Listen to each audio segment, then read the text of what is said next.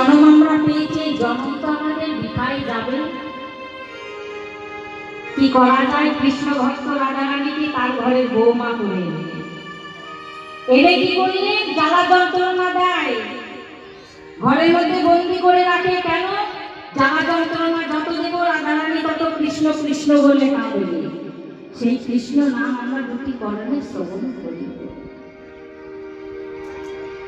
দুটি করণে শ্রবণ করিব। জটিলা বলে, তুমি কেমন ভক্ত, গোবিন্দকে তুমি কেমন ভালোবাসো, আজ আমি পরীক্ষা করে দেখব। কি পরীক্ষা করলেন? ওই ভর্তি কলসি জল যখন থাকে, কলসির জলে ফেলে দিয়ে জল আনার ছড়া করে যমুনায় যায় জল আনতে। যেই না কলসি খালি নিয়ে যাচ্ছেন, বৌমা ওই কলসি খালি তুমি নিয়ে যাচ্ছ, তুমি এত সুন্দর দেখতে,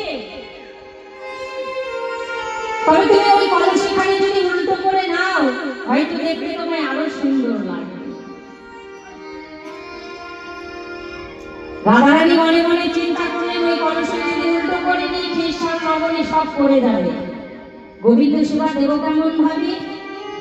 ছুটতে ছুটতে ঘরে গিয়ে কি করলে? কলসি থেকে খ্রিস্টান নবনী নিয়ে খোপার মাঝে ধরে দিলেন। যেই না খোপার মাঝে নিয়েছে, যখন যাচ্ছে, বৌমা দেখতে তোমার এত সুন্দর লাগছে, তোমার যে ওই বড় বড় কেশ, তা যদি তুমি ছেড়ে যেতে দেখতে হয়তো তোমায় আরো সুন্দর লাগতো। সর্বনাশ, কি করা যায়? ছুটতে ছুটতে ঘরে গিয়ে সেই কৃষ্ণ নবনী খোপা থেকে নিয়ে অঞ্চলে বেঁধে নিয়েছে। অঞ্চলে যদি বেঁধে নিয়েছে, জটিলা বলে, দেখবো তুমি কেমন ভাবে গোবিন্দ সেবা দাও।